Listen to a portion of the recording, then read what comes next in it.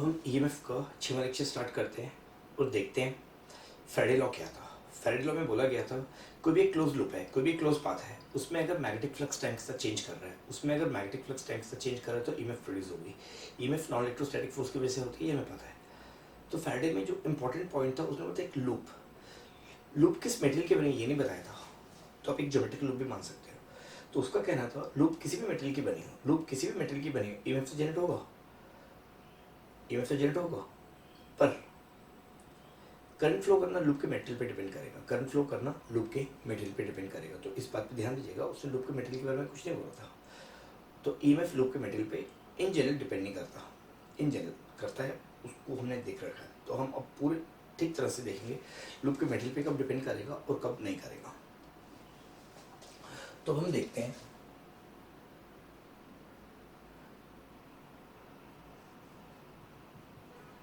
EMF due to variation of magnetic field with time। अब हम देखते हैं EMF due to variation of magnetic field with time।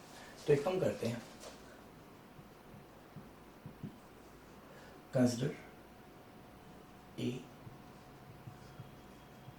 uniform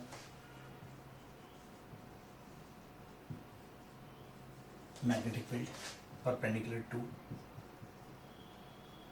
plane of board। Consider a uniform magnetic field perpendicular to plane of board that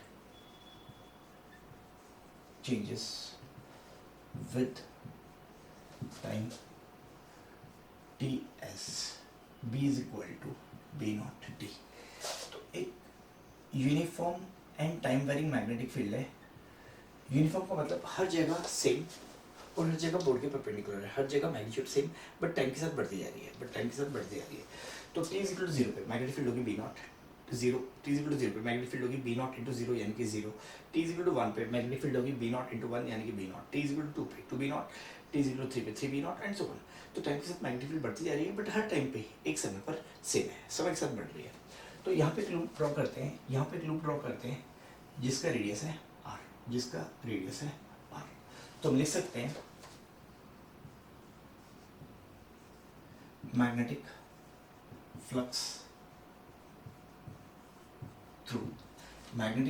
through loop of radius R। तो ये circular loop है, मैंने सिर्फ loop लिख रखा है। तो यहाँ पे मैग्नेटिक फ्लक्स आएगा, यहाँ पे मैग्नेटिक फ्लक्स आएगा B into pi R square यानी कि आ जाएगा B naught T into pi R square. तो जो EMF का मैग्नीट्यूड जनरेट होगा, तो EMF का मैग्नीट्यूड आएगा, तो हम यहाँ पे लिखते हैं इंड्यूस्ड EMF का जो मैग्नीट्यूड आएगा वो आएगा d फाई बाई dt यानी कितना आ जाएगा B not into pi R square, B not into pi R square. अब लेंस लॉ से इस EMF की डायरेक्शन क्या आएगी, तो ध्यान रखिएगा उसने लूप के मेटेरियल के बारे में कुछ नहीं बोला था।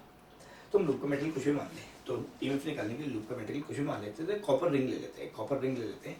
तो इसमें अगर करंट ऐसे आएगा तो मैग्नेटिक फील्ड तो ऐसे है, अगर EMF की सेंस ये होगी तो अंदर इसकी वजह से मैग्नेटिक फील्ड ऐसे आएगी तो मैग्नेटिक फ्लक्स यहाँ पे बढ़ रहा है, तो इंड्यूस करंट की वजह से जो मैग्नेटिक फील्ड ऐसे आएगी वो बढ़ते फ्लक्स को बढ़ाएगी, ये पॉसिबल नहीं है।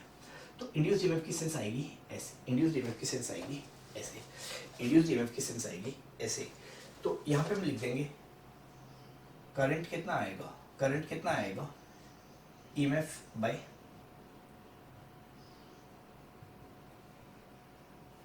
Loop resistance. तो करंट फ्लो करेगा इस तरह से, तो ये तो हमें फैराडे लॉ से पता चल गया, तो अगर करंट जनरेट हो रहा है ये एक्सपेरिमेंटल फैक्ट है। अब हमें ध्यान देना है कि ये EMF है क्यों, तो यहाँ पे ये रिंग है फिक्स्ड। तो एक काम करते हैं यहाँ पे लूप किसी भी मेटल की बनी हो तो इंड्यूस्ड EMF तो उतना ही आएगा, फैराडे का मतलब उतना था, इंड्यूस्ड EMF तो उतना ही आएगा। करंट फ्लो करेगा या नहीं करेगा वो अलग बात है। करंट फ्लो करना किस पे डिपेंड करेगा, जितना लूप का रेजिस्टेंस कम होगा तो करंट ज़्यादा फ्लो करेगा, जितना लूप का रेजिस्टेंस ज़्यादा होगा करंट कम फ्लो करेगा। तो करंट फ्लो क्यों कर रहा है? तो यहाँ पे उसने सोचना शुरू किया, जब लोगों ने सोचना शुरू किया करंट फ्लो करने के लिए कन्वेंशनल चार्ज पे फोर्स होनी जरूरी है। कन्वेंशनल चार्ज पे फोर्स किस तरह से पड़ सकती है? चार्ज पे पड़ सकती है। तो चार्ज पे जो फोर्स पड़ेगी वो इलेक्ट्रिक होगी, चार्ज पे जो फोर्स पड़ेगी इलेक्ट्रिक होगी। अब मेरे स्टेटमेंट को ध्यान से सुनना, मैं इलेक्ट्रोस्टैटिक नहीं बोल रहा हूँ, मैं इलेक्ट्रिक बोल रहा हूँ। इलेक्ट्रिक फोर्स होती है Q इंटू ई, या पड़ेगी मैग्नेटिक फोर्स या पड़ेगी मैग्नेटिक फोर्स। तो चार्ज के साथ मास भी होता है, या पड़ेगी ग्रेविटेशनल फोर्स या पड़ेगी सेंट्रीफ्यूगल या पड़ेगी सीडो। तो मास पे फोर्सेस पड़ेंगी। तो मुझे पता था ये रिंग रुकी हुई है, तो मेरी बात को ध्यान से सुनना। तो ये रिंग रुकी हुई है, ये रिंग रुकी हुई है। इसमें रिंग का साइज थोड़ा बड़ा कर लेता हूँ, इसमें कन्वेंशनल चार्ज लेता हूँ प्लस सी, इस पर कन्वेंशनल चार्ज लेता हूँ प्लस सी। तो करंट के लिए थर्मल मोशन को नेगलेक्ट कर लेते हैं। तो जो भी करंट होता है थर्मल मोशन की वजह से नहीं होता है। तो यहाँ पे अगर हमें करंट निकालना है, इंड्यूस करंट, तो हम थर्मल मोशन को नेगलेक्ट कर लेते हैं। अगर हम थर्मल मोशन को नेगलेक्ट कर लेते हैं, ये कन्वेंशनल चार्जेस रेस्ट पे हैं शुरू में, तो रिंग कैसे पड़ी थी? कंडक्टर तो मूव नहीं कर रहा। तो ये चार्जेस रेस्ट पे है, ये चार्जेस रेस्ट पे है, ये चार्जेस रेस्ट पे, तो इस पर मैग्नेटिक फोर्स तो जीरो आएगी। तो इस पर्टिकुलर केस में, इस पर्टिकुलर केस पे मैग्नेटिक फील्ड है बट चार्जेस रेस्ट पे, तो मैग्नेटिक फोर्स जीरो आएगी। तो लोगों ने ये देखा कि ये जो नॉन इलेक्ट्रोस्टैटिक फोर्स है मैग्नेटिक नहीं हो सकती है। मैग्नेटिक होने के लिए अगर आप थर्मल मोशन पे मान लो, अगर आप थर्मल मोशन पे मान लो, तो अगर चार्जेस इसके लॉन्ग मूव कर रहे हैं, अगर चार्जेस इसके लॉन्ग मूव कर रहे हैं, क्योंकि फील्ड इसके परपेंडिकुलर है, फील्ड परपेंडिकुलर है, तो ये चार्ज की वेलोसिटी भी ले लो, तो v क्रॉस b, ये फोर्स वायर के परपेंडिकुलर आएगी। तो इसकी वजह से भी करंट नहीं जाएगा। करंट किस वजह से होगा? नॉन इलेक्ट्रोस्टैटिक फोर्स, जिसका कंपोनेंट वायर के अलॉन्ग है, वायर के परपेंडिकुलर, तो करंट नहीं फ्लो करेगा। तो this magnetic force was ruled out, this magnetic force was ruled out. अभी ग्रेविटेशन फोर्स देख लेते हैं। अगर ये वर्टिकल प्लेन में है तो चार्जेस पे ग्रेविटेशन फोर्स पड़ सकती है, क्योंकि रिंग ना तो ट्रांसलेट कर रही है, रिंग ना तो रोटेट कर रही है। ट्रांसलेट नहीं कर रही तो सीडो फोर्स नहीं पड़ेगी, रोटेट नहीं कर रही तो सेंट्रीफ्यूगल फोर्स नहीं पड़ेगी, कॉर्डिनेट फोर्स तो पड़ ही नहीं सकती क्योंकि दोनों नहीं है। तो अब ये हैरानी की बात थी, अब ये हैरानी की बात थी। तो अगर यहाँ पे मैग्नेटिक फोर्स पड़ेगी नहीं, मैग्नेटिक फोर्स पड़ती है तो वो भी ईएमएफ जनरेट नहीं करेगी, तो magnetic force was ruled out. तो मास पे भी फोर्स नहीं पड़ रही, मास पे भी फोर्स नहीं पड़ रही, क्योंकि अगर वर्टिकल प्लेन में लोगे ग्रेविटेशन फोर्स लेते उसको हॉरिजॉन्टल प्लेन में कर दो, तो हॉरिजॉन्टल प्लेन में भी करंट आ रहा था। तो हॉरिजॉन्टल प्लेन में तो रिंग अगर ऐसे होगी, रिंग अगर ऐसे होगी, ग्रेविटेशन फोर्स ऐसे पड़ेगी प्लेन के परपेंडिकुलर, तो इनकी वजह से करंट फ्लो नहीं कर सकता। करंट फ्लो करने के लिए फोर्स कैसे पड़नी चाहिए? वायर के लॉन्ग, तो कोई कॉम्पोनेंट नहीं आएगा। तो मास में भी फोर्स नहीं पड़ रही, चार्ज पे भी, चार्ज की वेलोसिटी पे नहीं पड़ रही, तो magnetic force was ruled out, force on mass was ruled out.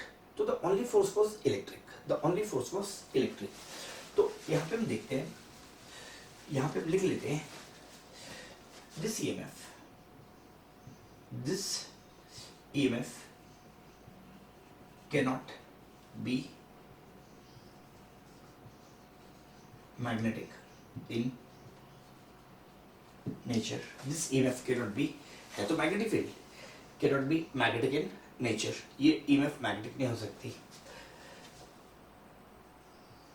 The only non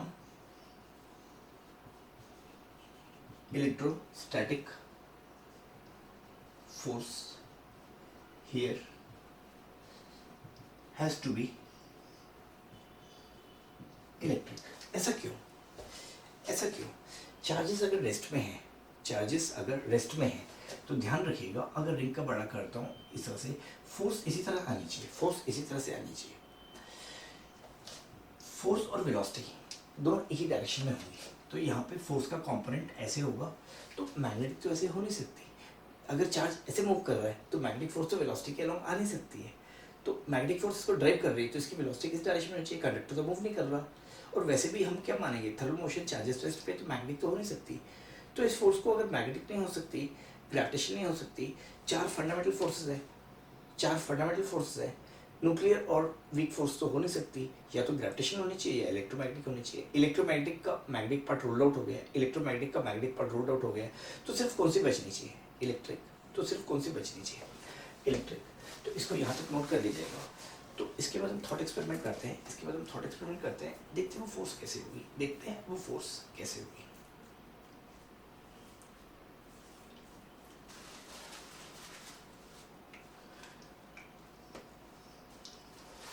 तो यहाँ पे मैं एक पर्टिकुलर एग्जांपल ले रहा हूँ, यहाँ पे मैं एक पर्टिकुलर एग्जांपल ले रहा हूँ, तो धीरे धीरे करके करना शुरू करेंगे उसको। तो लोगों ने बिल्कुल ये मान लिया कि यहाँ पे इलेक्ट्रिक फील्ड जनरेट होगी, लोगों ने मान लिया यहाँ पे इलेक्ट्रिक फील्ड जनरेट होगी। लॉजिकल डिडक्शन से हम देख सकते हैं यहाँ पे और कोई फोर्स नहीं होगी, सिर्फ एक, तो यहाँ पे देखते हैं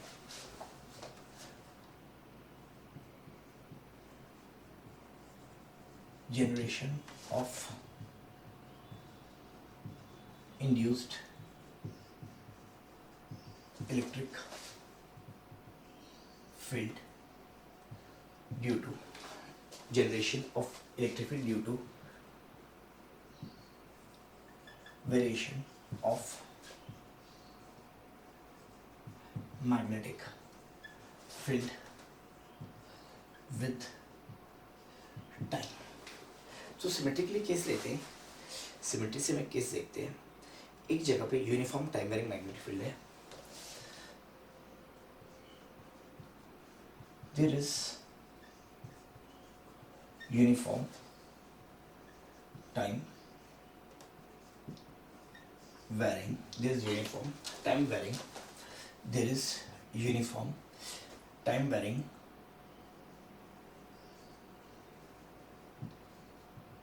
magnetic field, B is equal to B naught T in a circular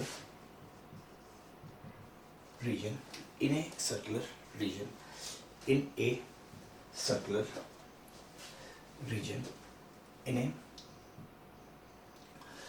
circular region perpendicular to plane of circle, perpendicular to plane of circle, perpendicular to plane of circle। तो एक सर्कुलर रीजन ले लेते हैं, एक circular region ले लेते हैं जिसमें यूनिफॉर्म मैग्नेटिक फील्ड है, B is equal to B naught D. तो एक काम करते हैं, इसके अंदर इसका कॉमन सेंटर है, इसका रेडियस आर लेते हैं, एक सर्कुलर रिंग डाल देते हैं, इसके अंदर एक सर्कुलर रिंग डाल देते हैं of radius R. Place a circular ring of radius R, दोनों कंसेंट्रिक है, दोनों कंसेंट्रिक है। तो अब देखते हैं इसके अंदर ईएमएफ इंड्यूस होगी, इसके अंदर ईएमएफ इंड्यूस होगी, ईएमएफ की सेंस कैसे आएगी, ऐसे आएगी।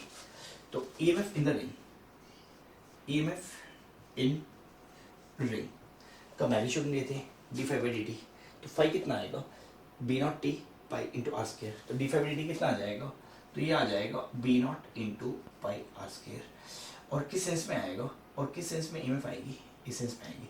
तो इसका मतलब अगर ये कॉपर की रिंग है तो इसमें करंट ऐसे फ्लो करेगा, एल्यूमिनियम की रिंग है तो करंट ऐसे फ्लो करेगा, आयरन की रिंग है, स्टील की रिंग है, कॉपर की रिंग है, एल्यूमिनियम की रिंग है, सिल्वर की रिंग है तो करंट ऐसे फ्लो करेगा। अगर वुडन रिंग है तो रेजिस्टर है, इंसुलेटर है, वुडन रिंग है या प्लास्टिक की रिंग है तो करंट नहीं फ्लो करेगा, बट ईएमएफ तो ऐसे रहेगी। इसका कहने का मतलब था ईएमएफ तो ऐसे रहेगी। अब ईएमएफ ऐसे है, ईएमएफ ऐसे है, इसका मतलब यहाँ पे कंडीशनल चार्ज पे एक फोर्स ऐसे पड़नी चाहिए या फोर्स का कॉम्पोनेंट आना चाहिए, या फोर्स का कॉम्पोनेंट आना चाहिए।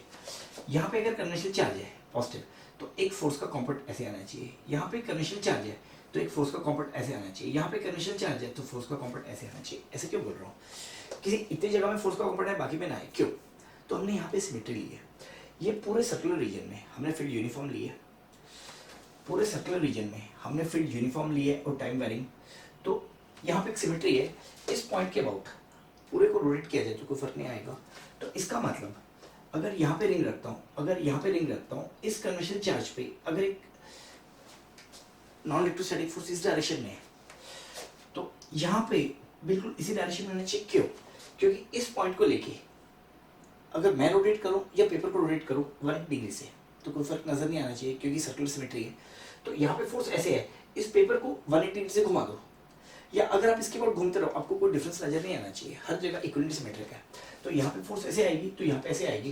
कहने का मतलब है आप इसको लेके पेपर को थोड़ा सा घुमा देते हो, ये पूरा डायग्राम कैसे बन जाएगा अगर 90 डिग्री से घुमाते हो ऐसे। तो कहने का मतलब सिर्फ इतना सही है कि अगर ये रिंग में यूनिफॉर्म मैग्नेटिक फील्ड टाइम के साथ ऐसे रिंग को हटा दो तो सेंटर के अबाउट अगर आप घूमते हो, सेंटर के अबाउट आप घूमते हो तो आपको कोई डिफरेंस नजर नहीं आएगा, डायग्राम में कोई डिफरेंस नजर नहीं आएगा। तो things will be equivalent, things will be equivalent. Centre के अबाउट इस पॉइंट के ऊपर घुमाओगे तो ये सर्कल यहाँ पे आ जाएगा, इस पॉइंट के घुमाओगे तो ये सर्कल यहाँ पे आ जाएगा, बट सेंटर के ऊपर घुमाओगे तो आपको कुछ नहीं आएगा। तो यहाँ पे पॉइंट सिमेट्री है, सेंटर की सिमेट्री है, या एक्शियल सिमेट्री है, या अगर आप खुद घूमो या इस डायग्राम को घुमा दो, कोई फर्क नहीं पड़ेगा। तो हम ये रिंग वापस रखते हैं, हम ये रिंग वापस रखते हैं।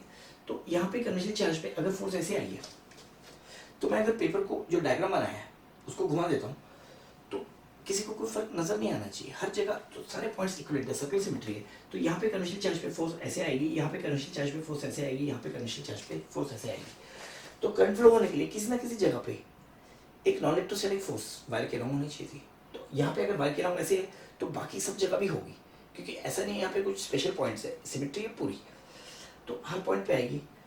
तो अब यहाँ पे देखिए ये सारी फोर्सेस पाथ के लॉन्ग है, ये सारी फोर्सेस पाथ के लॉन्ग है। तो सर्कुलर सिमेट्री से हम एक बात बोल सकते हैं, सर्कुलर सिमेट्री से हम एक बात बोल सकते हैं जिसको मैं अगले डायग्राम में ड्रॉ करता हूँ। तो इसका मतलब अगर यहाँ पे मैं सर्कल लेता हूँ, ये कॉमन सेंटर है, तो यहाँ पे कन्वेंशनल चार्ज पे अगर एक फोर्स एफ आती है यहाँ से आर डिस्टेंस पे, तो यहाँ से आर डिस्टेंस पे भी एफ आएगी बाय सिमेट्री, यहाँ से आर डिस्टेंस पे भी एफ आएगी बाय सिमेट्री, यहाँ से भी आर डिस्टेंस पे एफ आएगी बाय सिमेट्री। तो अगर हर इस पॉइंट पे एक नॉन इलेक्ट्रोस्टैटिक फोर्स पड़ती है जो कि इस डायरेक्शन में है, जो कि इस डायरेक्शन में है, अगर वो एफ है तो यहाँ से आर डिस्टेंस पे बाय सिमेट्री, क्योंकि डायग्राम को 90 डिग्री से घुमाओ, ये पॉइंट यहाँ पे आ जाएगा, ये यहाँ पे आ जाएगा, ये यहाँ पे आ जाएगा, हर जगह फोर्स एफ होनी चाहिए, कोई भी सेंटर से ज़्यादा दूर नहीं, कोई भी सेंटर से ज़्यादा पास में नहीं है। तो पूरी सिमेट्री से हम देख सकते हैं इस पूरे पाथ पे, इस पूरे सर्कुलर पाथ पे जो फोर्स आएगी वो टेंशन होगी। अब ये फोर्स सिर्फ इलेक्ट्रिक होनी थी, ये फोर्स सिर्फ इलेक्ट्रिक होनी थी, तो हैरानी की बात ये थी, तो हैरानी की बात ये थी, तो ये फोर्स अगर इलेक्ट्रिक होगी तो ये फोर्स कितनी आएगी, ई इंटू ई, तो ये फोर्स कितनी आएगी, ई इंटू ई। तो यहाँ पे देखिएगा ये रिंग भी एक पाथ है, ये रिंग भी एक पाथ है, ये रिंग भी एक पाथ है। तो ये जो सी इलेक्ट्रिक फोर्स पड़ रही है, मैं इसको इलेक्ट्रोस्टैटिक बोलने की हिम्मत नहीं कर रहा हूँ, ये जो सी इलेक्ट्रिक फोर्स पड़ रही होगी या पड़ रही है, ये कैसे आएगी, इस सर्कुलर पाथ के टेंशन यहाँ पे कैसे आएगी, सर्कुलर पाथ के टेंशन यहाँ पे कैसे आएगी, सर्कुलर पाथ के टेंशन। तो इसको मैं मिटा के अगले डायग्राम में लिखता हूँ, अगले डायग्राम में लिखता हूँ, इसको इतना नोट कर लीजिएगा। तो यहाँ पे ये नॉन इलेक्ट्रोस्टैटिक फोर्सेस ऐसे आएंगी,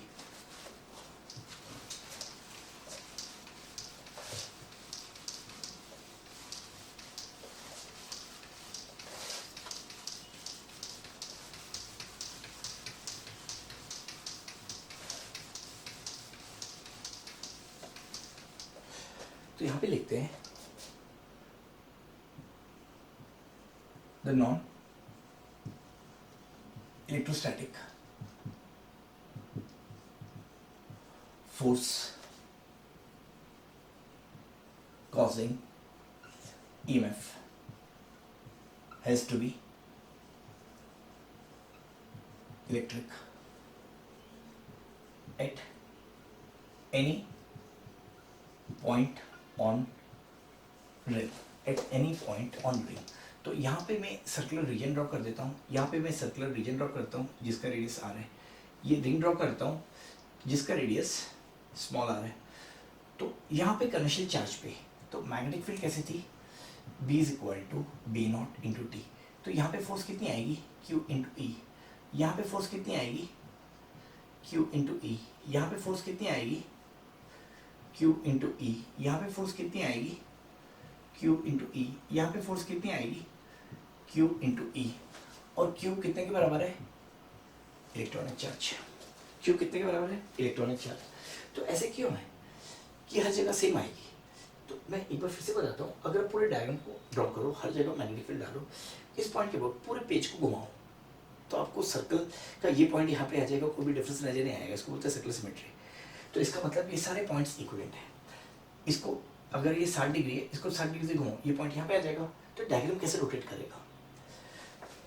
तो at any point on ring, at any point on ring of radius R, of radius R,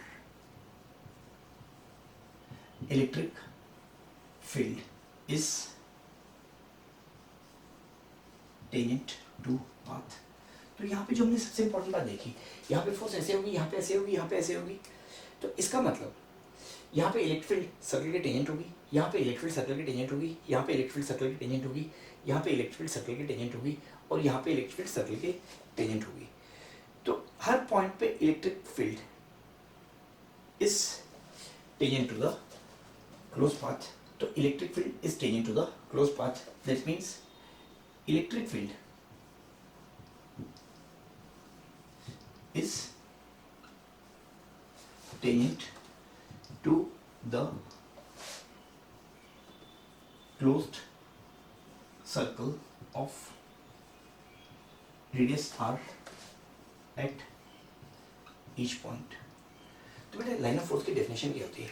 किसी भी पाथ के हर पॉइंट पे टेंजेंट, किसी भी पाथ के हर पॉइंट पे टेंजेंट अगर इलेक्ट्रिक फील्ड की डायरेक्शन दे रहा है तो वो path electric line of force है.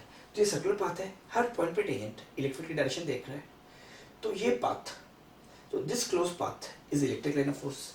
This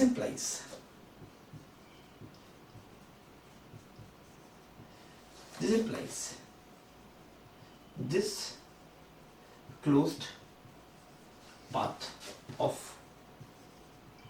radius r is an electric line of force. तो इसका मतलब यहाँ से क्लियर हो गया कि अगर मैग्नेटिक फील्ड टाइम के साथ चेंज करती है, अगर मैग्नेटिक फील्ड टाइम के साथ चेंज करती है तो जो भी कन्वेंशन चार्ज पे फोर्स पड़ेगी, जो भी कन्वेंशन चार्ज अगर रुका हुआ है, रुके हुए चार्ज पे तो मैग्नेटिक फोर्स पड़ ही नहीं सकती, तो करंट तो फ्लो कर रहा है. तो रिंग में जब मैग्नेटिक फील्ड चेंज कर रही थी, थर्मल मोशन को नेगलेक्ट करते हैं, चार्जेस रुके हुए हैं, रुके हुए चार्जेस पे तो मैग्नेटिक फोर्स पड़ नहीं सकती, तो इलेक्ट्रिक पड़ेगी. तो यहाँ पे इलेक्ट्रिक फोर्स पड़ रही है, और ये इलेक्ट्रिक फोर्स कैसे है? हर पॉइंट पे इस पाथ के अलॉन्ग एक कॉम्पोनेंट होना चाहिए, हर पाथ अलॉन्ग कॉम्पोनेंट होना चाहिए. तो यहाँ पे हर पाथ के अलॉन्ग इलेक्ट्रिक फील्ड क्या है? टेंजेंट है, बाय सिमेट्री, और कोई तरीका हो नहीं सकता. हर पॉइंट के बोर्ड इलेक्ट्रिक फील्ड इस पाथ के बोर्ड टेंजेंट है, तो ये सर्कल क्या बन जाएगा? Electric line of force. तो यहाँ पे electric line of force circular होंगी, तो मैं सर्कुलर नहीं बोलूँगा, मैं बोलूँगा क्लोज पाथ्स. तो यहाँ पे हम क्या बोलेंगे? This implies close path of radius R is an electric line of force. तो इसका मतलब क्या आएगा? This electric line of force are not originating, not terminating, so we are seeing a new electric line of force which is closed loop. Hence we see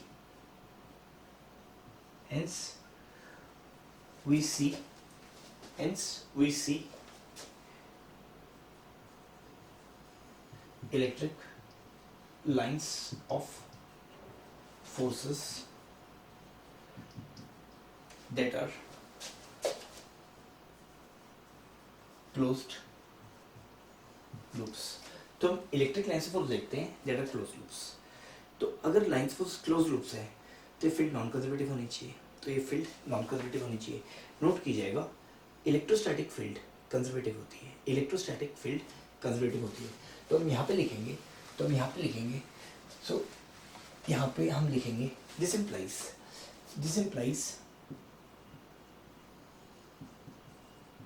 implies due to variation in magnetic field and electric field is produced which is non-conservative. And electric lines of forces are closed loops. And electric lines of forces are closed loops. And electric lines of forces are closed loops. अब इस बात को ध्यान से देखना, मैं electrostatic से एक बात बोलता आ रहा हूँ, जो चार्जेस इंड्यूस है उनकी electric field induce electric field नहीं बोलना है. इंड्यूस इलेक्ट्रिक फील्ड खतरनाक टर्म है. तो इलेक्ट्रोस्टैटिक्स में जो इलेक्ट्रिक फील्ड है चार्जेस की वजह से, उसे हमेशा इलेक्ट्रोस्टैटिक फील्ड बोलना है. यहाँ पे मैग्नेटिक फील्ड अगर टाइम के साथ वेरी कर रहा है, जो नॉन इलेक्ट्रोस्टैटिक फोर्स पैदा हुई है वो इलेक्ट्रिक फील्ड है. अब ये इलेक्ट्रिक फील्ड अजीब टाइप की है, चार्जेस की फील्ड ओरिजिनेट करती है और टर्मिनेट करती है. यहाँ पे electric lines force close loops है, तो ये नॉन कंजर्वेटिव है. तो इस पर्टिकुलर इलेक्ट्रिक फील्ड को हम बोलते हैं induced electric field. This electric field is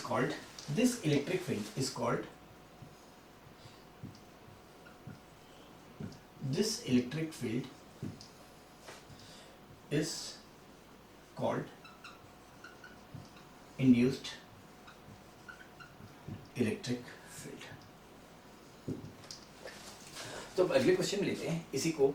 ये इलेक्ट्रिक का मैग्नीट्यूड निकालते हैं, इसकी डायरेक्शन निकालते हैं, ये इलेक्ट्रिक का मैग्नीट्यूड निकालते हैं और डायरेक्शन निकालते हैं। अब मैंने सर्कल में ऐसे किया है तो मैं एक हल्की सी बात डिस्कस कर लेता हूँ। ये सर्कुलर लूप क्यों ली थी, स्क्वायर लूप क्यों ली थी मैंने, सर्कुलर लूप क्यों ली थी और स्क्वायर लूप क्यों नहीं ली, तो ये सर्कुलर रीजन क्यों लिया। मैं यहाँ पे एक स्क्वायर रीजन ले लेता हूँ, मैं यहाँ पे एक स्क्वायर रीजन ले लेता हूँ जिसमें यूनिफॉर्म मैग्नेटिक फील्ड है, जिसमें यूनिफॉर्म मैग्नेटिक फील्ड है, और एक सर्कुलर लूप ड्रॉ करता हूँ, और एक सर्कुलर लूप ड्रॉ करता हूँ। अब यहाँ पे ऐसा मैंने क्यों नहीं किया, इसमें थोड़ी गड़बड़ क्या आती है। अगर इस पॉइंट के बाद मैं साइड थोड़ा घुमाऊँ तो डायग्राम बन जाएगा ऐसे, ये डायग्राम बन जाएगा, ये डायग्राम बन जाएगा ऐसे ही। 90 डिग्री से घुमा दूँ तो डायग्राम में आपको चेंज नजर आएगा।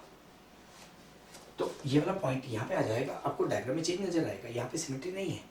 अगर ये रीजन सर्कुलर है, अगर ये रीजन सर्कुलर होता है, कितना भी घुमाओ डायग्राम में आपको कोई चेंज नजर नहीं आएगा, यानी कि बहुत सारे पॉइंट्स इक्विवेलेंट हैं, वहाँ पे सर्कुलर सिमेट्री है।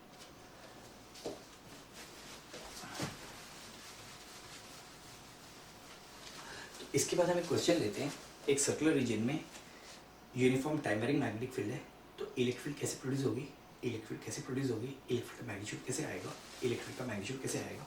तो एक बार इसको पूरा वाइंड अप करते हैं, एक बार इसको पूरा वाइंड अप करते हैं।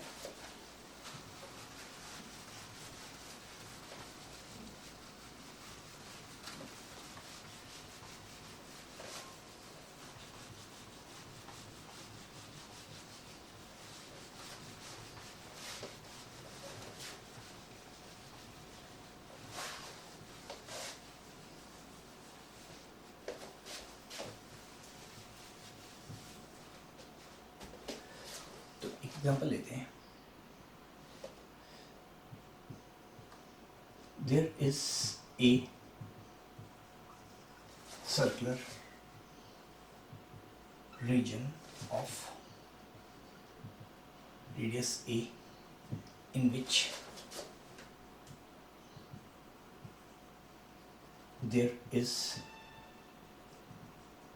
uniform magnetic field B is equal to B naught D। तो डाउट नहीं आना चाहिए, अगर चेंज कर रही है मैग्नेटिक फील्ड तो नॉन यूनिफॉर्म नहीं बोल सकते, वो टाइम वेरिंग है।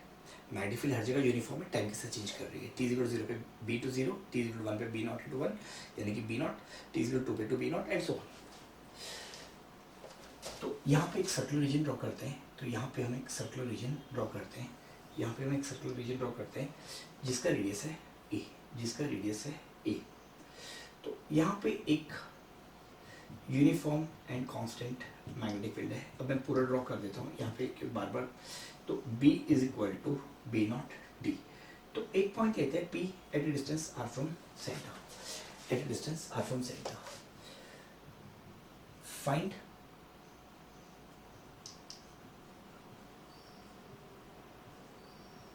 magnitude and direction of induced electric field of induced electric field at point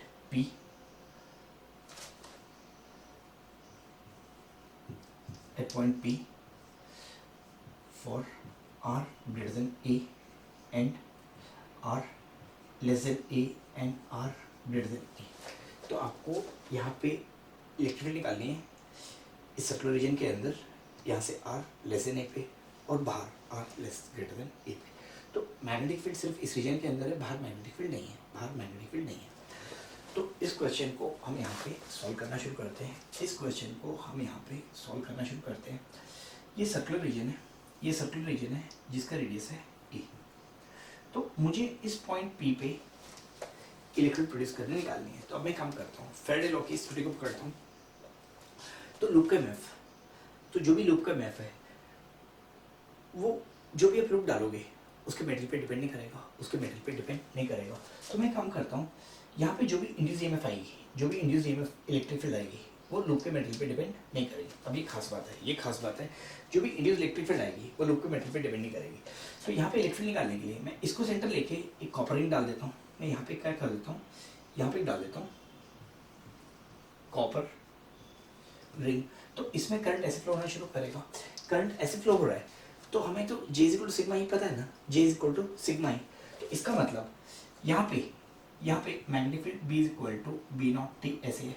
तो इस पॉइंट पे यहाँ पे इलेक्ट्रिक फील्ड ऐसे आएगी इंड्यूस्ड, हर पॉइंट पे इलेक्ट्रिक फील्ड ऐसे आएगी, इस पॉइंट पे इलेक्ट्रिक फील्ड ऐसे आएगी, इस पॉइंट पे इलेक्ट्रिक फील्ड ऐसे आएगी। तो यहाँ पे लूप ईएमएफ, यहाँ पे लूप ईएमएफ का जो मैग्नीट्यूड आएगा, लूप ईएमएफ का जो मैग्नीट्यूड आएगा, तो यहाँ पे इलेक्ट्रिक ये होगी, तो इलेक्ट्रिक डायरेक्शन, तो electric line of force close loop है। तो ये कॉपर की रिंग है तो करंट फ्लो करेगा, एल्यूमिनियम की रिंग है थोड़ा कम करंट फ्लो करेगा क्योंकि रेजिस्टेंस ज़्यादा होता है, सिल्वर की रिंग है करंट बहुत ज़्यादा फ्लो करेगा क्योंकि रेजिस्टेंस बहुत कम है, आयरन है तो रेजिस्टेंस थोड़ा ज़्यादा होगा, कार्बोनेटेड आयरन है तो रेजिस्टेंस और ज़्यादा होगा, तो रेजिस्टेंस से करंट तो चेंज करेगा। फैराडे का मतलब था रिंग किसी भी मेटल की हो ईएमएफ तो उतना ही जनरेट होगा, ईएमएफ तो उतना ही जनरेट होगा। तो यहाँ पे हम निकालते हैं, यहाँ पे हम निकालते हैं ये लूप ईएमएफ कितनी आएगी, एक डेफिनेशन तो है फैराडे लॉ से, rate of change of magnetic field. तो लूप ईएमएफ का मैग्नीट्यूड निकालते हैं, लूप ईएमएफ का मैग्नीट्यूड निकालते हैं, तो ये कितना आ जाएगा d5/dt, तो ये कितना आ जाएगा d5/dt।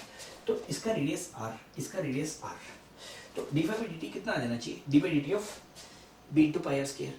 तो b नॉट t का t जाएगा, b नॉट t का t जाएगा, तो ये कितना हो जाएगा b not into pi R square, t differentiate हो गया b not into pi R square. तो लूप ईएमएफ इतनी आ गई, तो यहाँ पे लूप ईएमएफ इतनी आ गई है, तो मैं इस डायग्राम को यहाँ से मिटा रहा हूँ। लूप ईएमएफ इतनी आ गई है, तो लूप ईएमएफ का एक और मतलब होता है work done in taking unit positive charge once around the loop, once around the loop. तो लूप ईएमएफ इतनी भी आएगी, लूप ईएमएफ इतनी भी आएगी, तो यहाँ पे एक यूनिट पॉजिटिव चार्ज को लेके जाएंगे पूरे पाथ पे, तो वर्क डन कितना आएगा E डॉट dl1। तो यहाँ से यहाँ तक dl1 घुमाते हैं, यहाँ से यहाँ तक dl2 घुमाते हैं, यहाँ से यहाँ तक ऐसे करके घुमाते हैं, तो हर पॉइंट पे इलेक्ट्रिक फील्ड जो है उसका मैग्नीट्यूड तो सेम है बाय सिमेट्री, क्योंकि डायग्राम को 30 डिग्री से घुमाओ, यहाँ पे जो भी पॉइंट आएगा आपको वही इलेक्ट्रिक फील्ड लगेगी, उसका मतलब वहाँ पे वो इलेक्ट्रिक फील्ड थी, उसका मतलब वहाँ पे वो इलेक्ट्रिक फील्ड थी। तो दूसरा है ईएमएफ के डेफिनेशन, एक यूनिट पॉजिटिव चार्ज को पूरा घुमाओ नॉन इलेक्ट्रोस्टैटिक फोर्स द्वारा किया गया वर्क, यहाँ पे induced electric field non electrostatic है, इलेक्ट्रोस्टैटिक कंजर्वेटिव है, ये इंड्यूस्ड नॉन कंजर्वेटिव है, E to DL1 plus E into DL2 and so on. अब डॉट प्रोडक्ट को हम खोलते हैं, E1 और DL1 ये जो डिस्प्लेसमेंट है इनके बीच में एंगल है जीरो, मैं ऐसे करके घुमा रहा हूँ, ऐसे करके घुमा रहा हूँ, इस साइड में वर्क पॉजिटिव आएगा, इस साइड में नेगेटिव आएगा, ध्यान रखिएगा इस साइड में पॉजिटिव आएगा, ऐसे वर्क लेंगे नेगेटिव आएगा क्योंकि इलेक्ट्रिक फील्ड ऐसे, तो मैं पॉजिटिव ही ले रहा हूँ। और यहाँ पे मैंने ईएमएफ का मैग्नीट्यूड लिया हुआ है, फैराडे लॉ का माइनस नहीं लगा रहा मैं, उसे हम बाद में लगाना शुरू करेंगे, उसे हम बाद में लगाना शुरू करेंगे। तो E1 डॉट DL1, E1 का मैग्नीट्यूड E1 DL1 cos 0, सब cos 0 आएंगे, और ये सारे इलेक्ट्रिक के मैग्नीट्यूड सेम आएंगे, ये सारे इलेक्ट्रिक के मैग्नीट्यूड सेम आएंगे। तो यहाँ पे कितना आ जाएगा E इंटू DL1 का मैग्नीट्यूड प्लस DL2 का मैग्नीट्यूड टिल DLN, सब जगह cos 0 है, हर जगह इलेक्ट्रिक का मैग्नीट्यूड सेम है, तो ये कितना आ जाएगा, ये कितना आ जाएगा E इंटू 2πr, ये कितना आ जाएगा E इंटू 2πr। तो यहाँ से हम कर लेते हैं, यहाँ से हम देख लेते हैं, hence at point P for R less than E, यानी कि इनसाइड जो इलेक्ट्रिक फील्ड आएगी, जो इलेक्ट्रिक फील्ड आएगी वो कितनी हो जाएगी, loop EMF by loop length कितनी हो जाएगी, तो लूप ईएमएफ कितनी है, electric field into loop length, electric field into loop length, तो ये कितना आ जाएगा B not into pi R square by 2πr, तो ये कितना हो जाएगा B naught R by 2, B naught R by 2। तो इनसाइड नोट कर लेते हैं, इनसाइड नोट कर लेते हैं। अब मेरी बात को ध्यान से देखना, अंदर जैसे R बढ़ता रहेगा इलेक्ट्रिक का मैग्नीट्यूड बढ़ता रहेगा, जैसे R बढ़ता रहेगा इलेक्ट्रिक का मैग्नीट्यूड बढ़ता रहेगा, इंड्यूस्ड इलेक्ट्रिक का मैग्नीट्यूड बढ़ता रहेगा, जैसे R बढ़ता रहेगा इसके अंदर फ्लक्स बढ़ता रहेगा, जैसे R बढ़ता जाएगा इसके अंदर फ्लक्स बढ़ता जाएगा, तो लूप में फ्लक्स बढ़ता जाएगा तो ईएमएफ बढ़नी चाहिए, लूप पे फ्लक्स बढ़ता जाएगा तो ईएमएफ बढ़नी चाहिए। अब देखते हैं इसके बाद आउटसाइड, इसके बाद देखते हैं आउटसाइड, फिर पूरी पिक्चर ड्रॉ करेंगे, फिर पूरी पिक्चर ड्रॉ करेंगे, वो इसके बाद के क्वेश्चन में लेंगे।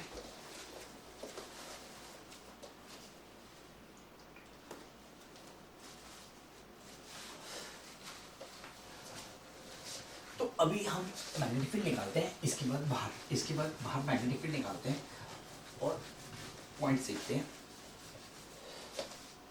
इलेक्ट्रिक फील्ड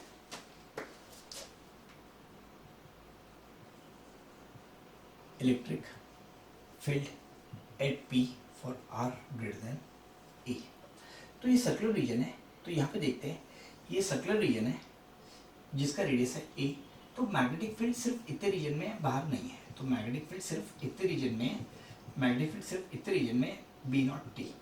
बी कितना है, बी कितना है, बी नॉट टी। तो मुझे इलेक्ट्रिक फील्ड निकालनी है, इलेक्ट्रिक फील्ड निकालनी है यहाँ पे एट ए डिस्टेंस आर। तो मैं क्या करता हूँ, इलेक्ट्रिक फील्ड निकालनी है, सिमेट्री इस पॉइंट के अबाउट है, तो मैं इस रेडियस की एक कॉपर रिंग डाल देता हूँ, इस रेडियस की एक कॉपर रिंग डाल देता हूँ, तो इस रेडियस की एक कॉपर रिंग डाल देता हूँ। तो ये सारे पॉइंट्स में सिमेट्री है, तो इसमें यहाँ पे इलेक्ट्रिक फील्ड कैसे आएगी, ऐसे, यहाँ पे इलेक्ट्रिक फील्ड कैसे आएगी, ऐसे, यहाँ पे इलेक्ट्रिक फील्ड कैसे आएगी, ऐसे। तो इस रिंग के अंदर भी फ्लक्स है, फ्लक्स टाइम के साथ इंक्रीज कर रहा है।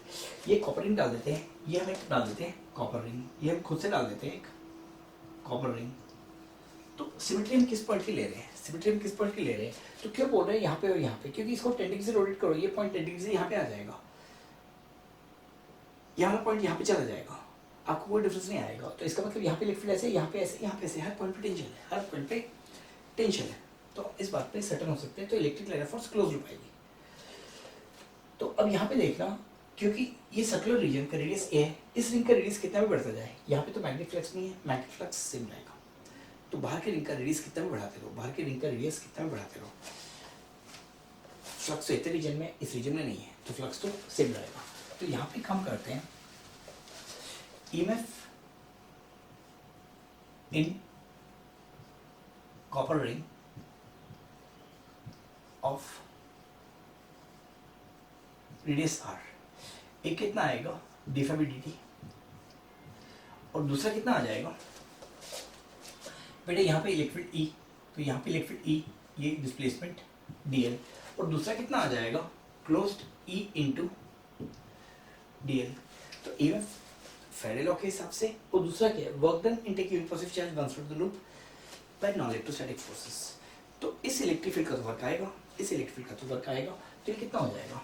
तो यहाँ पे हम देखना शुरू करते हैं, ये कितना हो जाएगा, इसके अंदर फ्लक्स निकालते हैं, इसके अंदर फ्लक्स आएगा B naught T into A square, ये कितना आ जाएगा d/dt of B naught T into pi A square, ये कितना आ जाएगा e इंटू 2πr। तो इसके लिए जो 2πr आएगा, इसके लिए आएगा a, इस अंदर जो फ्लक्स है वो इतने एरिया में है, तो यहाँ पे हम लिख लेते हैं, तो यहाँ पे हम लिख लेते हैं, ये कितना आएगा B naught into pi A square will be equal to electric field into 2πr। तो जो इलेक्ट्रिक फील्ड प्रोड्यूस होगी, जो इलेक्ट्रिक फील्ड प्रोड्यूस होगी वो कितनी होगी, B naught A square by 2r, B naught. तो यहाँ पे देखते हैं, जैसे हम दूर जाते रहेंगे, जो इलेक्ट्रिक फील्ड है इन्वर्सली प्रोपोर्शनल टू वाला है, वो कम होती रहेगी, वो कम होती रहेगी, वो कम होती रहेगी। तो इसके बाद मैं पूरी पिक्चर ड्रॉ करता हूँ, इसके बाद मैं पूरी पिक्चर ड्रॉ करता हूँ। तो इस बात पे ध्यान रखना है, इलेक्ट्रिक फील्ड निकालनी है। तो फेराडे लॉ का मतलब है, यहाँ पे कोई भी क्लोज पाथ हो, उसमें फ्लक्स सेम आएगा, उसमें EMF से जनरेट होगी, लूप का मेटेरियल कोई भी हो। तो मैंने यहाँ पे अगर एयर की लूप बना दूँ, उसमें भी उतनी EMF जनरेट होगी, उसमें भी उतनी EMF जनरेट होगी। यानी कि कहने का मतलब है, ये इंड्यूस इलेक्ट्रिक फील्ड मेटेरियल पे डिपेंड नहीं करती। तो सबसे इंपॉर्टेंट बात है, इलेक्ट्रोस्टैटिक फील्ड अगर एक मटेरियल डालते हैं, इलेक्ट्रोस्टैटिक फील्ड अगर एक मटेरियल डालते हैं, तो डाइलेक्ट्रिक कांस्टेंट मटेरियल का जितना ज़्यादा होता है, इलेक्ट्रिक फील्ड कम हो जाती है। Non induced electric field material पे डिपेंड नहीं करती है, नॉन इंड्यूस, तो ये इंड्यूस्ड इलेक्ट्रिक फील्ड मटेरियल पे डिपेंड नहीं करेगी। तो फेराडे का कहने का मतलब ये था, induced electric field does not depend on property of material. ये स्पेस में जितनी प्रोड्यूस होगी, मटेरियल में उतनी प्रोड्यूस होगी, क्योंकि मटेरियल में जो ओरिजिनल इलेक्ट्रिक फील्ड थी वो चार्जेस पे डिपेंड करती है। ये फील्ड चार्जेस की वजह से नहीं है, ये फील्ड सिर्फ मैग्नेटिक फील्ड चेंज होने की वजह से है, ये फील्ड सिर्फ मैग्नेटिक फील्ड चेंज होने की वजह से है। तो यहाँ पे हम पूरी पिक्चर ड्रॉ कर देते हैं, यहाँ पे हम पूरी पिक्चर ड्रॉ कर देते हैं, nature of electric lines of forces. तो यहाँ पे लिख देते हैं नेचर ऑफ, तो इस पूरे को समाप्त करते हैं, nature of electric lines of forces due to variation of magnetic field in circular region, in circular region।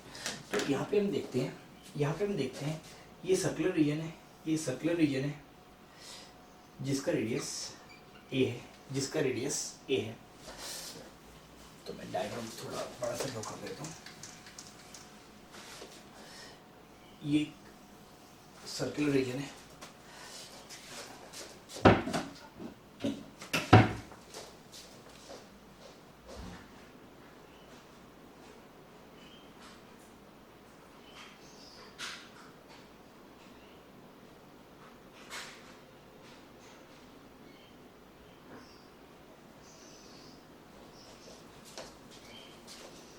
तो हम देखते हैं यहाँ पे एक सर्कुलर रीजन है, इसमें यूनिफॉर्म मैग्नेटिक फील्ड है। तो वही क्वेश्चन का हम डायग्राम ड्रॉ कर रहे हैं, उसी क्वेश्चन का हम डायग्राम ड्रॉ कर रहे हैं।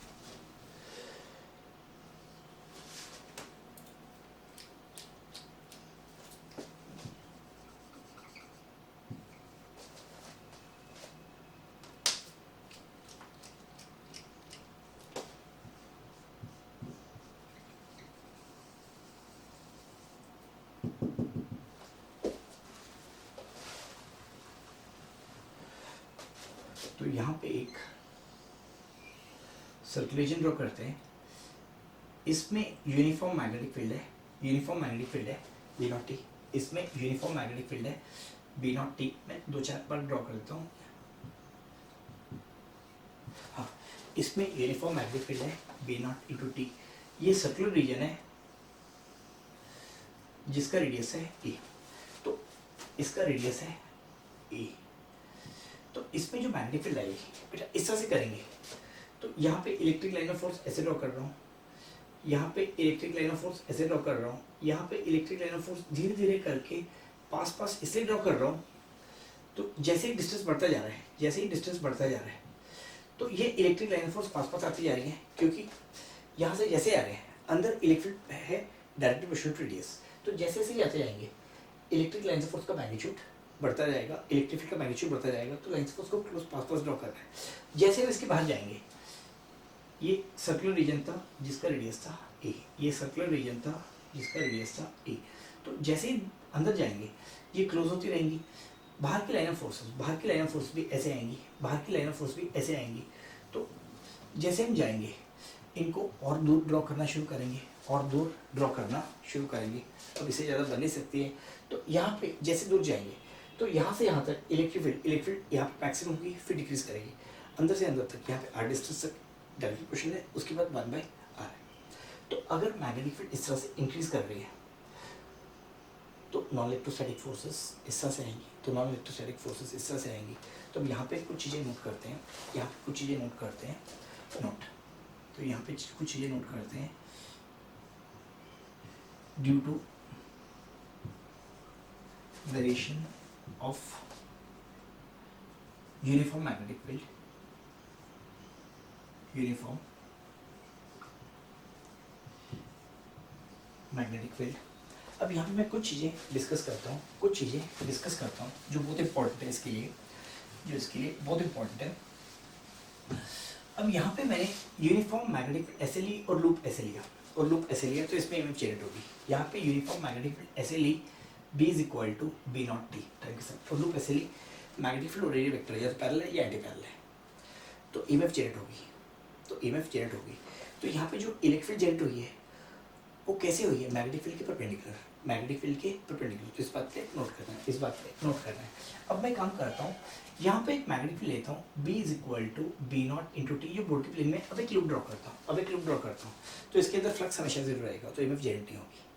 तो इसका मतलब इस प्लेन में इलेक्ट्रिक फील्ड जनरेट नहीं होगी, तो मैग्नेटिक फील्ड के प्लेन में इलेक्ट्रिक फील्ड जनरेट नहीं होगी, तो मैग्नेटिक फील्ड के प्लेन में इलेक्ट्रिक फील्ड जनरेट नहीं होगी। तो यहाँ पे मैग्नेटिक फील्ड के प्लेन में इलेक्ट्रिक फील्ड ने जनरेट नहीं होना है।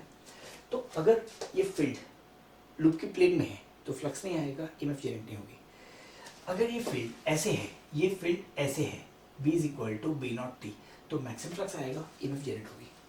तो इसका दूसरा मतलब है जो इंड्यूस्ड इलेक्ट्रिक फील्ड जनरेट होगी that will be proportional to magnetic field due to variation of uniform magnetic field with time, with time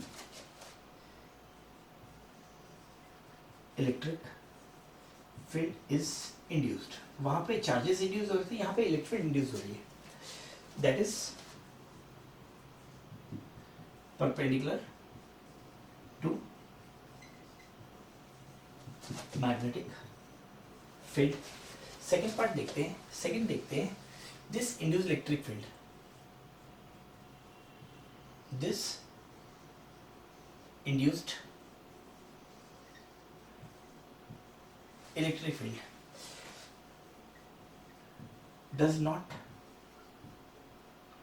depend on medium।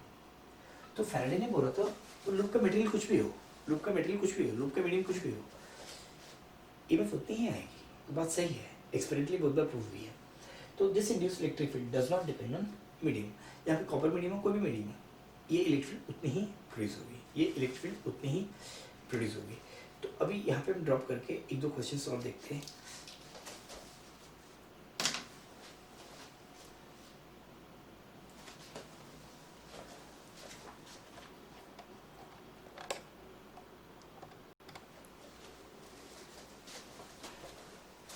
तो एक एग्जांपल लेते हैं, एक एग्जांपल लेते हैं यहाँ पे।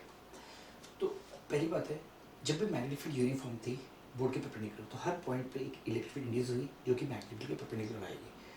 तो इलेक्ट्रोमैग्नेटिक थ्योरी में आगे देखते हैं, इलेक्ट्रिक फील्ड और मैग्नेटिक फील्ड म्यूचुअली परपेंडिकुलर होती है। वो क्यों होती है?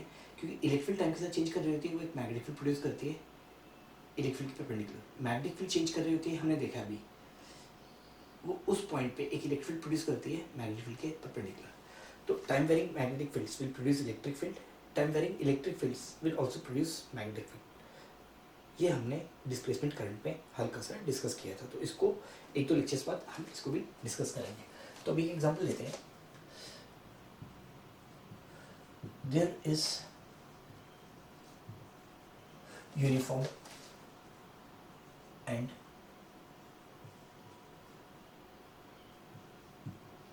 Time varying magnetic field in plane of board given by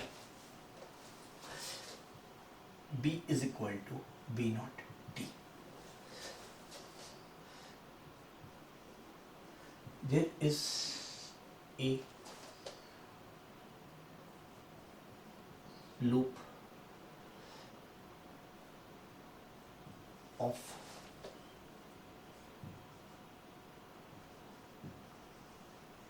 resistance per unit length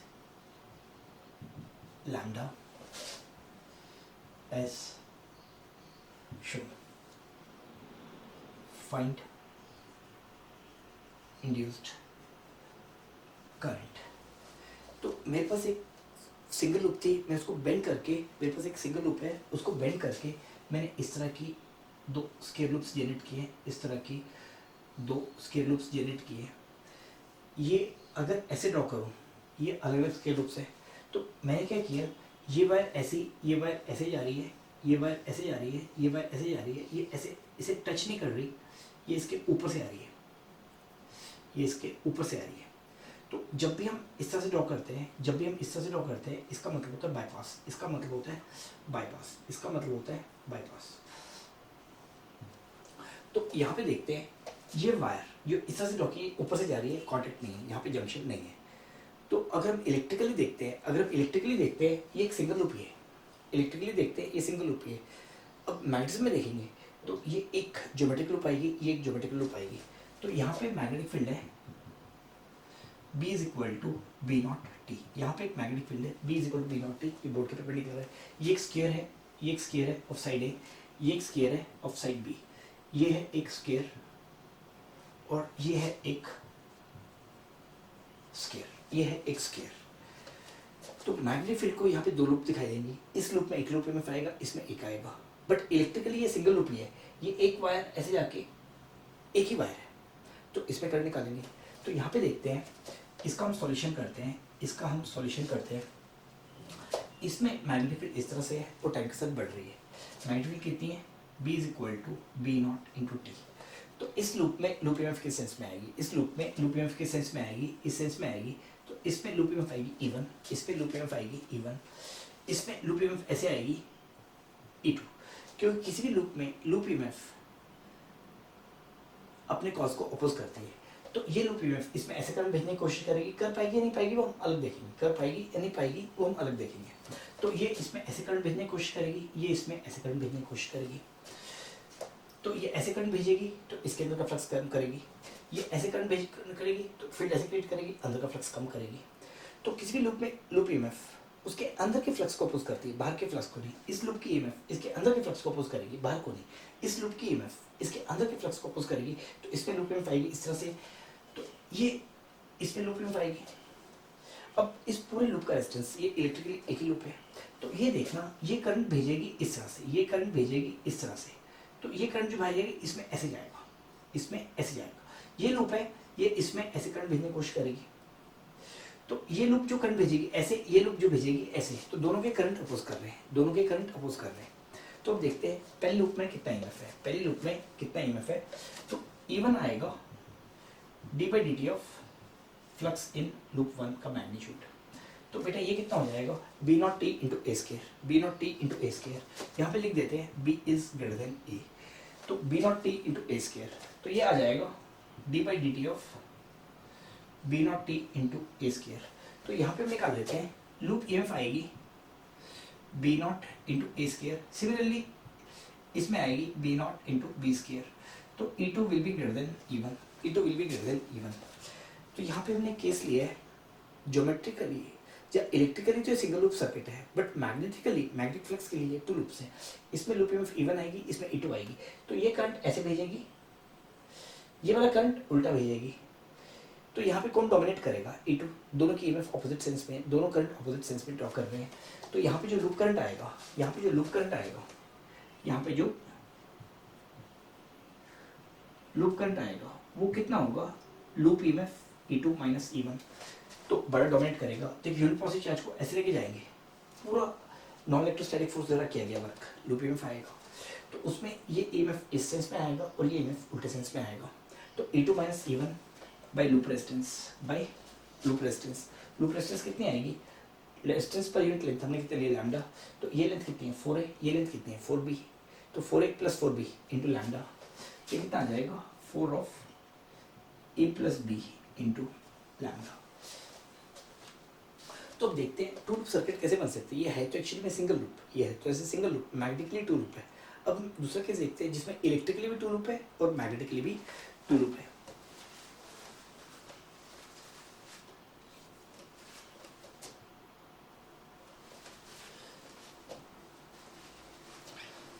तो अगला एग्जांपल लेते हैं, तो हम अगला एग्जांपल लेते हैं।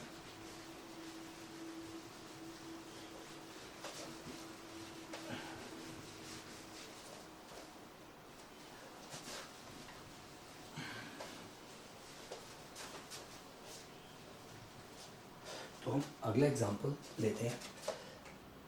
यहाँ पे एक टू लूप सर्किट ऐसे है, एक टू लूप सर्किट ऐसे है। ये लेंथ है C, ये लेंथ है A और ये लेंथ है B। यहाँ पे एक मैग्नेटिक फील्ड है B is equal to B0 इंटू T। Resistance per unit length, resistance per unit length, resistance per unit length कितना आएगा lambda, resistance per unit length कितना आएगा lambda. Find current in each branch. तो इस question को note कर लीजिएगा, मुझे मिटा के इसको सॉल्व करना है। तो ये रेक्टेंगुलर वायरफ्रेम है, ये साइड A है, ये C है, ये A है, ये B है। तो इसमें एक ब्रांच ये आएगी, एक ये आएगी, एक ये आएगी, एक ये आएगी, एक ये आएगी। तो अब यहाँ पे देखिएगा इस लूप में ईएमएफ आ जाएगी, इस लूप में ईएमएफ आ जाएगी। तो हमें ब्रांच करंट्स निकालने हैं। तो हम यहाँ पे कौन से लॉ लगाएंगे, लूप लॉ, कर्चफ लॉ नहीं लगाना है, मैक्सवेल लूप लॉ लगाना है, यानी कि लूप पे वर्केज थ्योरम मारनी है। और टू लूप के लिए हमने जैसे किया था वो बिल्कुल यहाँ के लिए किसी और मेथड से हम नेक्स्ट लेक्चर में देखेंगे। ये क्वेश्चन सॉल्व नहीं हो सकते क्योंकि लोग क्या करते हैं, इक्विवेलेंट बैटरी डालते हैं। मैंने भी डॉट्स में इक्विवेलेंट बैटरी डाली थी, और वहाँ पे बिल्कुल दिखा दिया था बैटरी कहाँ पे डालेंगे। तो यहाँ पे जो पहली बात है ध्यान देने वाली, इंड्यूस इलेक्ट्रिक फील्ड यहाँ पे भी जनरेट होगी, यहाँ पे भी होगी, यहाँ पे भी होगी, यहाँ पे भी होगी। तो ये पूरा सोर्स ऑफ ईएमएफ है।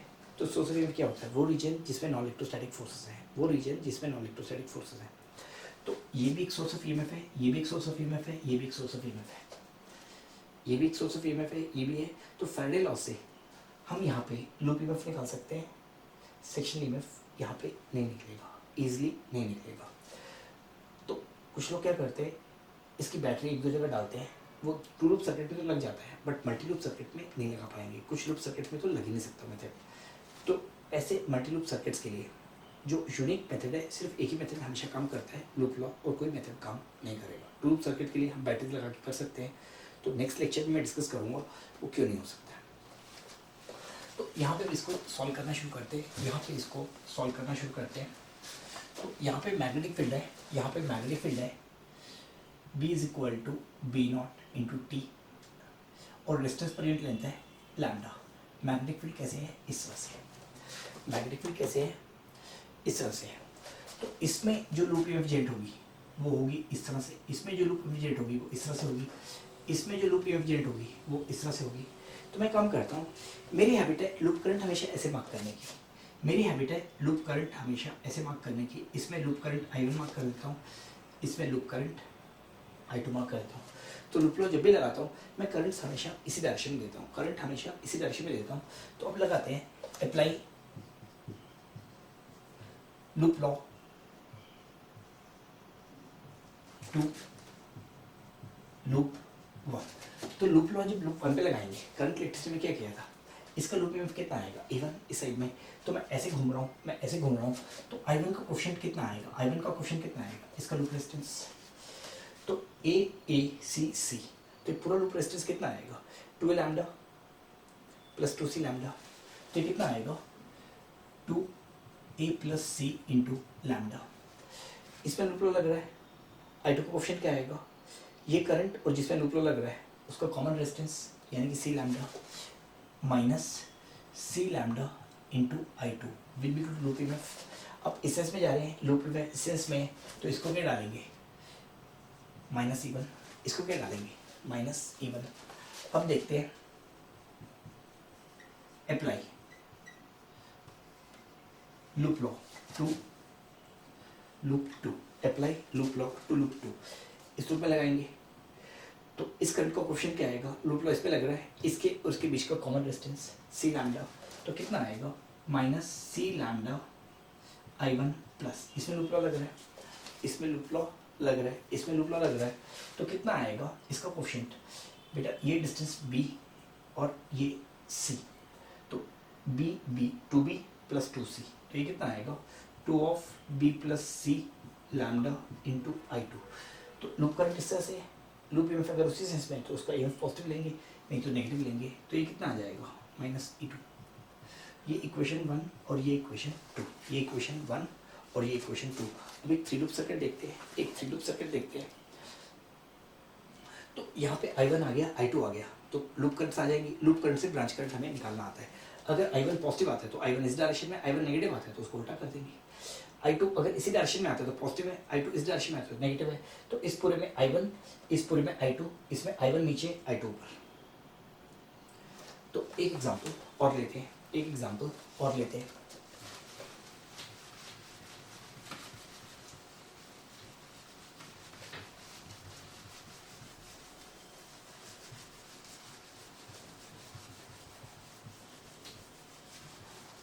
चलो एक फोर लूप सर्किट बना लेते हैं, एक यहाँ पे थ्री लूप सर्किट बना लेते हैं। एक लेते हैं, there is time varying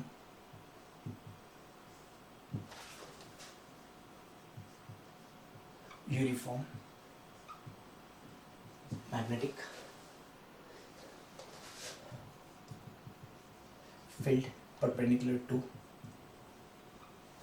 plane of board. Resistance per unit length of shown wire frame is equal to lambda. तो यहाँ पे मैग्नेटिक फील्ड लेते हैं B is equal to B naught into T, बी is equal to B naught into T. तो ये side लेता हूँ A, ये लेता हूँ A, ये लेता हूँ 2A और ये लेता हूँ 3, ये लेता हूँ 3। तो यहाँ पे मैग्नेटिक फील्ड को मैं कर देता हूँ बाहर की तरफ, यहाँ पे मैग्नेटिक फील्ड को कर देता हूँ बाहर की तरफ जानबूझ के। तो इस लूप पे जो EMF आएगा, अगर इस में आएगा तो अंदर मैग्नेटिक फील्ड ऐसे प्रोड्यूस करेगा, फ्लक्स बढ़ाएगा। तो इसमें लूप EMF आएगा E1, इसमें भी लूप EMF आएगा E2, इसमें लूप EMF आएगा E3। तो यहाँ पे लूप करंट भी मार्क कर देते हैं I1। तो लूप करंट तो हम हमेशा ऐसे ही मार्क करेंगे I1, I2, I3। EMF जैसे आ रही है वैसे मार्क करना है, EMF जैसे आ रही है लेंस लॉ वैसे मार्क करना है, करंट्स को सबको एक डायरेक्शन मार्क करना है, तभी लूप लॉ जिस फॉर्म में बताया था लगेगा।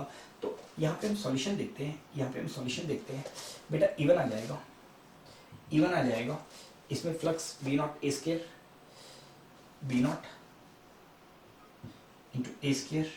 E2 आ जाएगा B not into 2A square. E3 आ जाएगा B नॉट इंटू 3 स्क्वायर। अब पहले पे लूप लॉ लगाते हैं, पहले पे लूप लॉ लगाते हैं तो कितना आएगा लूप रेजिस्टेंस। तो लूप लॉ पहले पे लगाते हैं, पहले पे लगाते हैं, लिख रहा हूँ loop resistance into loop current, इस पे लूप लॉ लग रहा है। तो लूप रेजिस्टेंस कितना आएगा 4A lambda, 4A lambda into I1। इस लूप पे लग रहा है तो I2 का क्वेश्चन क्या आएगा, इसमें उसमें common resistance A lambda minus A lambda I2। I3 का क्वेश्चन क्या आएगा, I3 इस लूप में कोई कॉमन रेजिस्टेंस नहीं है, is equal to loop EMF, loop EMF current की डायरेक्शन में है E1। तो कितना आ जाएगा B not into A square. ये पहली इक्वेशन बन गई। सेकंड लूप पे लगाते हैं तो I1 का कोएफिशिएंट, इस लूप पे वोल्टेज लॉ लग रहा है, इसके उसके बीच में कॉमन रेजिस्टेंस A लैम्डा, तो कितना आएगा minus A lambda I1 plus इस पे लग रहा है तो कितना आएगा 2 + 2 4 + 2 6, 6 लैम्डा I2।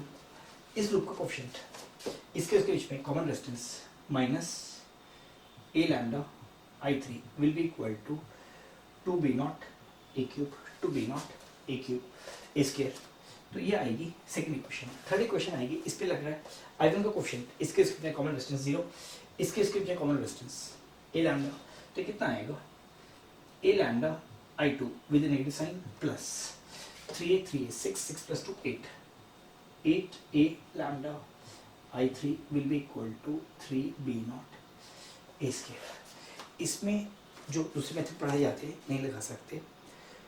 तो जब भी टाइम वेरिंग मैग्नेटिक फील्ड में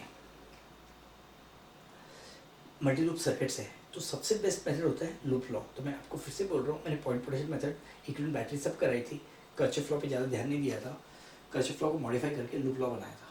तो वर्क थ्योरम लगाना नहीं चाहिए। Loop EMF is equal to I1 R1 + I2 R2 + I3 आती है, ये सारी कहानी वहाँ से शुरू हुई थी। तो इसको वहीं पे ख़त्म करेंगे। तो आज का लेक्चर हम यहीं पे ख़त्म करते हैं।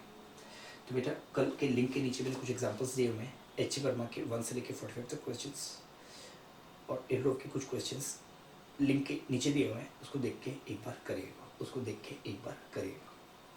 तो आज का लेक्चर हम यहीं पे ख़त्म करते हैं।